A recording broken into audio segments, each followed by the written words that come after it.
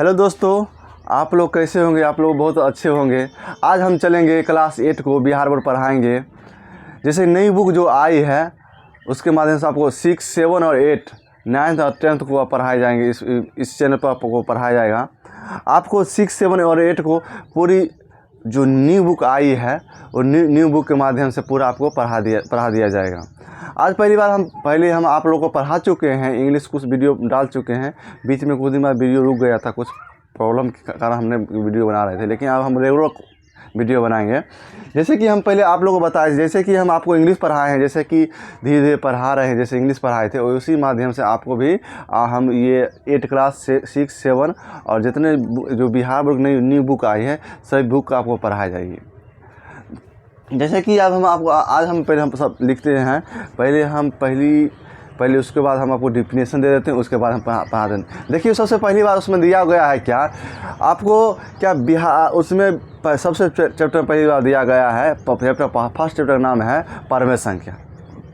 परमेय संख्या पहली बार हम बोलते हैं परमेय संख्या। उसमें आया था कि प्राकृत संख्या आया, पूर्ण संख्या आया, पूर्णांक संख्या आया, परमेय संख्या। जैसे इसको हम लेंगे, मतलब कि इसके परिभाषा हम आपको बोल देंगे, उसके बाद परिभाषा हम लिखा देंगे, उसी के माध्यम से आपको बला बनेगा।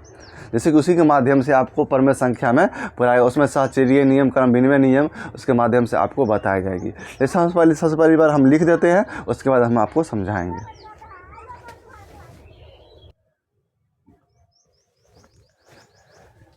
जैसे कि हम आपको बताए थे कि हम आपको लिख के बताएंगे। जैसे देखिए, प्राकृत संख्या किसे कहते हैं? गिनती की संख्या को प्राकृत संख्या कहते हैं। उदाहरण में 1, 2, 3, 4, 5 अनंत तक जाएगी। जैसे हम बताएं आपको, हम लोग बचपन में पढ़ चुके थे क्या। सबसे पहली बार हम बोले कि आप 100 तक गिनती लिखिए। 100 तक क्या करते हैं बुआ? हम गिनती लिखते हैं, मतलब बोलते हैं कि 100 तक गिनती लिखिए आप, उसके बाद आप 2 का टेबल पढ़िएगा, उसके बाद में बोला जाता है। लेकिन देखिए, यहाँ पर वही गिनती है। बोलते हैं क्या? प्राकृत संख्या। गिनती की संख्या को प्राकृत संख्या कहते हैं। जैसे कि उदाहरण में 1, 2, 3, 4, 5 अनंत तक जाएगी। इसको सिंबल जो उल्टा 8 लिखा है उसका सिंबल है अनंत का, मतलब कि कभी खत्म ही नहीं हो सकता है। उसे हम बोलते हैं, क्या बोलते हैं? प्राकृत संख्या बोलते हैं। देखिए, दूसरा नाम बोलते हैं प्राकृत संख्या में शून्य को शामिल कर देने पर जो संख्या बनती है उसे क्या बोलते हैं? पूर्णांक संख्या बोलते हैं, पूर्ण संख्या बोलते हैं। जैसे कि उदाहरण में 0, 1, 2, 3, 4 अनंत तक यहाँ जाएगा, उसका कोई अंत नहीं है। जैसे बोलते प्राकृत संख्या हम बोले थे, हम गिनती की संख्या को हम प्राकृत संख्या बोलते हैं। उसके बाद हम आए थे गिनती की संख्या से 1, 2, 3 अनंत तक यहाँ तक गया। पूर्ण संख्या में प्राकृत संख्या में शून्य को शामिल कर देने पर जो संख्या बनती है उसे हम पूर्ण संख्या बोलते हैं। जैसे कि हम बोलते थे ना कि प्राकृत संख्या में गिनती की संख्या है ना, उसमें शून्य लगा है, शून्य लगा दिए तो यही शून्य क्या यहाँ बताया गया था, यहाँ की शून्य यहाँ लगाया गया है। शून्य जो है ये शून्य शामिल कर देने पर है, तो पहले शून्य हम शामिल कर दिए ना, उसे हम क्या बोलते हैं? उसे बोलते हैं पूर्ण संख्या बोलते हैं। उसी में रखे पूर्णांक संख्या बोलते हैं। परमेय संख्या में शून्य तथा धनात्मक पूर्णांक और ऋणात्मक पूर्णांक को शामिल कर देने पर जो संख्या बनती है उसे क्या बोलते हैं? पूर्ण संख्या बोलते हैं। उदाहरण देखिए, उदाहरण बता दिए हम। देखिए, हम इधर दाहिना, जैसे हम दाहिना इधर चलेंगे, दाहिना इधर हम चल जाएंगे। देखिए, यहाँ पर हम बताए थे आपको पूर्णांक संख्या, प्राकृत संख्या में शून्य तथा धनात्मक पूर्णांक और ऋणात्मक पूर्णांक को शामिल कर देने पर जो संख्या बनती है उसे क्या बोलते हैं? पूर्ण पूर्णांक संख्या बोलते हैं। जैसे कि हम आपको बताएं, देखिए 0 से इधर लगाए ना, -1, -2, -3 ऋणात्मक पूर्णांक। ये क्या लिखा गया यहाँ पर? ये लिखा गया ऋणात्मक पूर्णांक। यहाँ पर लिखा गया ये ऋणात्मक पूर्णांक। देखिए, -1 आया, -2 आया, -3 आया, अनंत इधर कहाँ तक जाएगी? यहाँ इधर आएगी, अनंत तक यहाँ जाएगी। लेकिन इधर से हम जाएंगे, जिधर हम खाना खाते हैं, जैसे दाहिना हाथ बोलते हैं, दाहिना से जाएंगे, इधर जाएंगे हम तो इसे बोलते हैं कि धनात्मक बोलेंगे, इधर बोलेंगे तो ऋणात्मक बोलेंगे। तो सब यही में क्वेश्चन आपसे पूछा जाएगा। इसमें से सबसे बड़ा बोला जाएगा आपको 0 बर है या -2 बर है।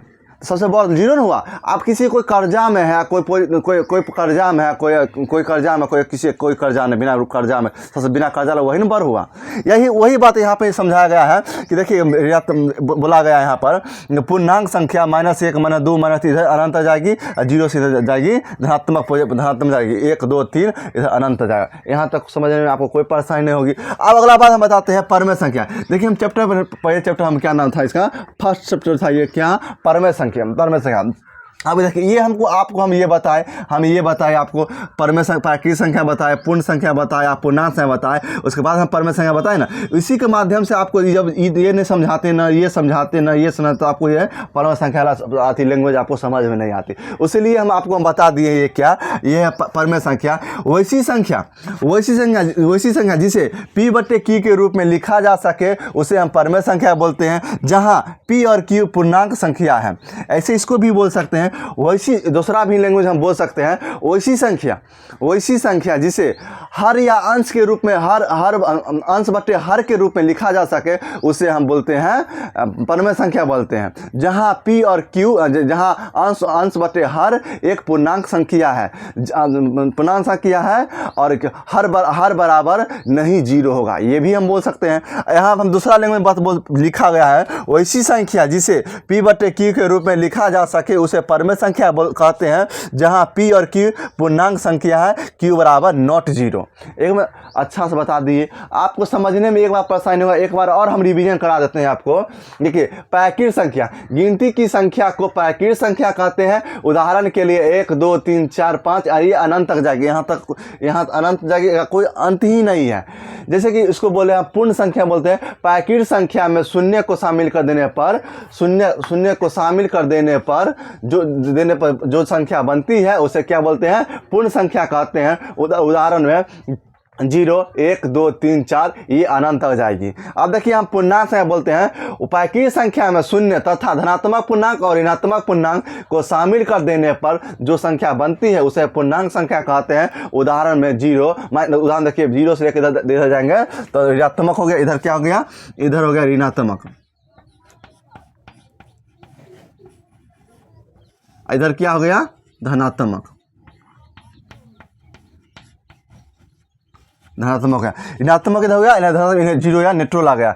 जो बोलते क्या बोलते हैं, हाँ पूर्ण संख्या। आप परमेय संख्या, वैसी संख्या जिसे p/q के रूप में लिखा जा सके उसे परमेय संख्या बोलते हैं, जहां p और q पूर्णांक संख्या है, q बराबर नॉट 0, मतलब कि हर में कभी 0 नहीं आएगा। अगर जो हर में 0 आ गया, जैसे कि हम 3/5 लिख दिए, 3/0 लिख दिए, इसका मान क्या आ गया, अनंत आ गया। लेकिन अनंत होगा नहीं होगा, इसके अंश में परमेय संख्या है, परमेय संख्या ये नहीं है। यहाँ तक हम बता दिए हैं। अब हम इसको फिर अगली बार फिर अगला आएगा, अब तो हम चैप्टर पर चलेंगे। पहले हम पूर्ण संख्या का संवृत्त है, संवृत्त को हम बोलते हैं, संवरक नियम बोलते हैं। अब उसको हम बताएंगे। जैसे कि आपको हम बुक में बताएं, जैसे कि 8 क्लास का बुक है, नई न्यू बुक आई है। देखिए पहले आपको हम बता दिए, आपको हम बता चुके हैं, पहला यहाँ से लेकर यहाँ तक हम आपको बता दिए। अब हम चलेंगे यहाँ पर, आप चलेंगे, हम आपको यहाँ पर चलेंगे, आप बताएंगे हम एक ये संवृत्त का नियम, संवृत्त है, और उसके बाद हम ये वाला बता देते हैं, आपको समझने में कोई परेशानी नहीं होगी। इसके बाद लिखा प्राकृतिक संख्याओं का संवृत्त या संवरक नियम उसको बात बोलते हैं। अब उसको हम बताएंगे, इसको मिटा देते हैं। आप जिनको लिखना वो लिख सकते हैं।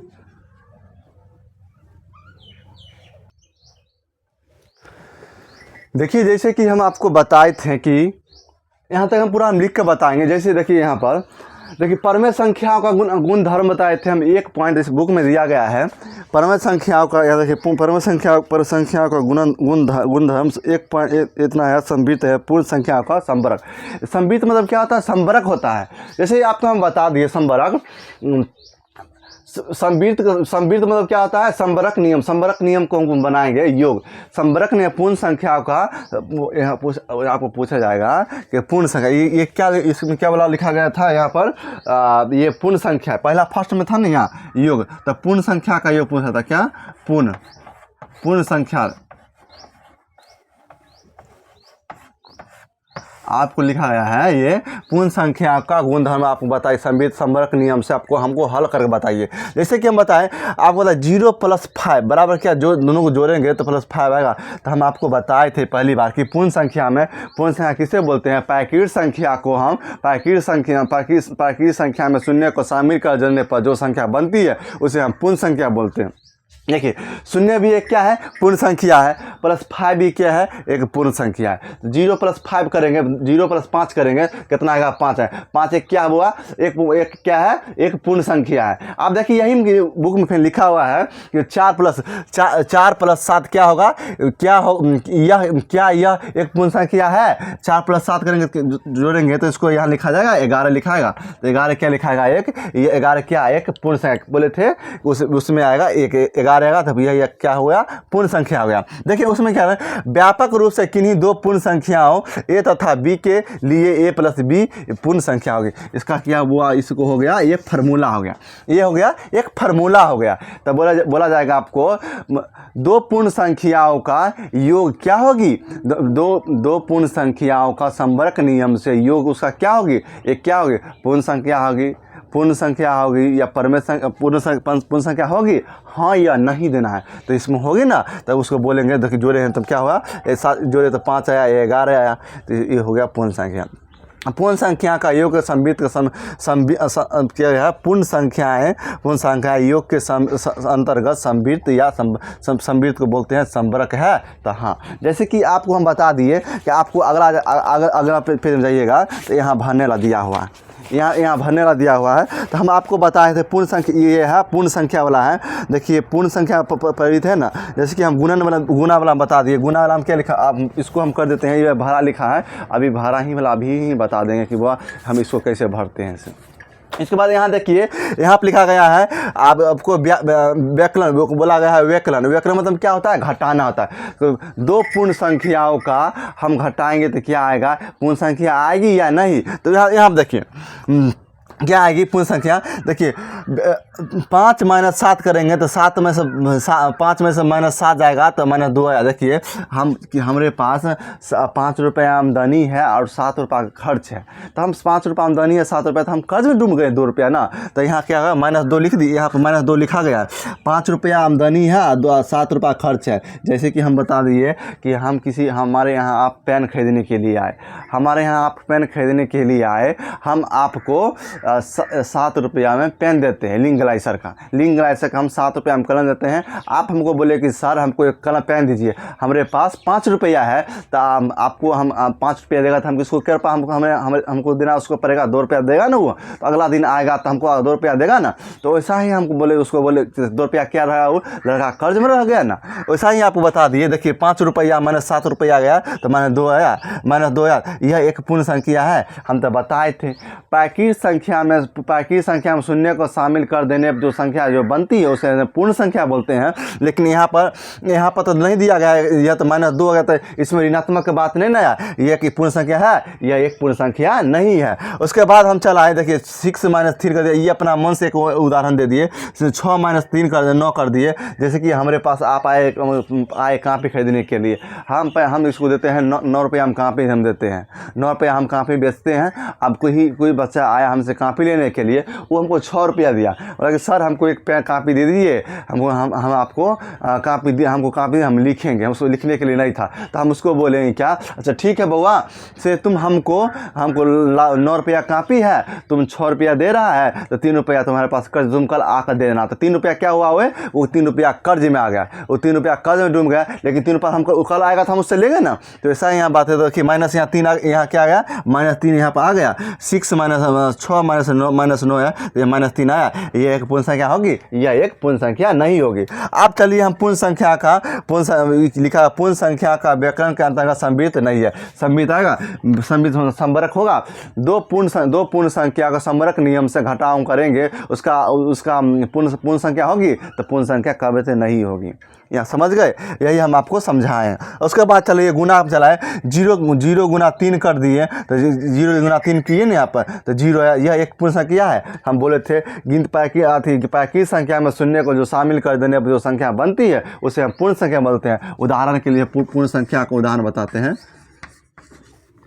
उदाहरण यहाँ देखिए, बता दूँ, थोड़ा देर पहले बताया 0 1 2 अनंत तक जाएगी ना, ये अनंत तक जाएगी। तो ये देखिए यहाँ शून्य यहाँ आ गया, देखिए यहाँ शून्य आ गया। शून्य भी एक क्या है, एक पूर्ण संख्या है। तो ये भी पूर्ण संख्या ऐसे मिल गया, तो यह एक पूर्ण संख्या है। आप देखिए हम 3 गुना 7 7 से 3 गुना का 7 या 21, यहाँ 21 लिखेंगे तो क्या बोला गया 21। क्या यह एक पूर्ण संख्या है? तो हाँ है, तो यहाँ हाँ हम हाँ लिख दीजिए। उसके बाद बताया व्यापक रूप से यदि ए तथा बी कोई भी दो पूर्ण संख्या लीजिए, 1 लीजिए, 10 लीजिए, 50 लीजिए, 1000 लीजिए, 2000 लीजिए, 1 लाख लीजिए, चाहे 2 लाख लीजिए, उसको कोई मतलब नहीं।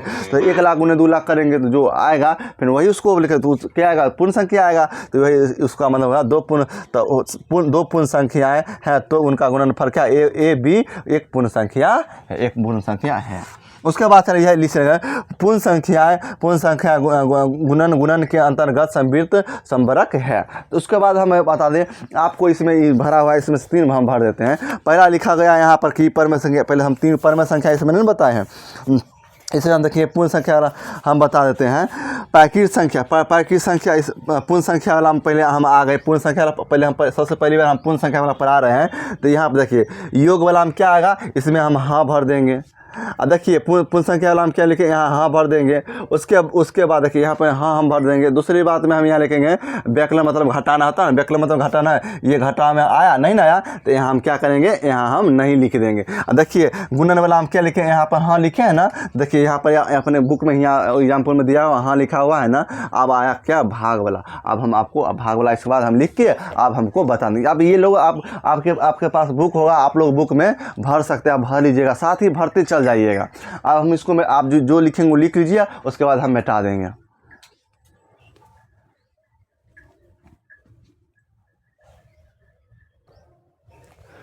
अब चलिए हम आपको बता दिए योग बता दिए, पूर्ण संख्या का संवरक नियम से योग बता दिए, जो घटा बता दिया, गुना बता दिए। अब क्या आया, भाग बचा। हम आपको भाग लिख देते हैं, उसके बाद हम इसको आपको समझा देते हैं। देखिए आपको हम बता दिए कि परमेय संख्याओं वाला हम सब 3 बता दिए थे, जो योग घटा और गुना। अब लास्ट वाला बचा हुआ था भाग बचा था। देखिए 5 भागा 8 था, तो 5/8 आ गया।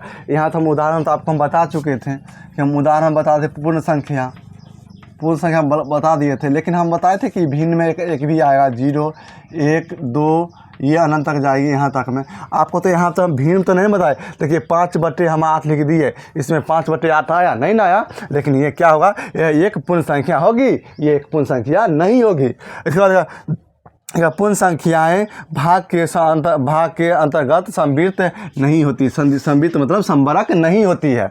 जैसे कि आपको हम बता दिए, आपको पूरा ये पहली बार हो गया इस वाला, हम पूरा भरवा दिए हैं। पहले पूर्ण संख्या वाला जो था, आपको यहाँ पूर्ण संख्या वाला जो था आपको पूरा भरा गया है। पूर्ण संख्या वाला भर दीजिएगा, लास्ट में क्या होगी, लास्ट में ये पूर्ण संख्या वाला परम संख्या होगी तो नहीं होगी। पहला ये आपको भर गया है। ये 3 बचा हुआ है। जैसे कि हम यहाँ पैकीट संख्या लिखा हुआ है, यहाँ लिखा है पैकीट संख्याओं के सभी 4 संख्याओं के अंतर्गत संवृत्त का गुण जांच कीजिए। लेकिन अब हम आपको नेक्स्ट वीडियो में बताएंगे, क्योंकि लंबा वीडियो हो जाएगा। आज के लिए यहाँ थैंक यू। आप जो इस चैनल जो के हैं वो चैनल सब्सक्राइब कर लीजिएगा और लाइक कर दीजिएगा। कमेंट में लिखिएगा, जिनको कोई परेशानी कोई आएगी थोड़ा भी लिखिएगा, उसको आपको हम बताएंगे। अब आज के लिए इतना ही, थैंक यू।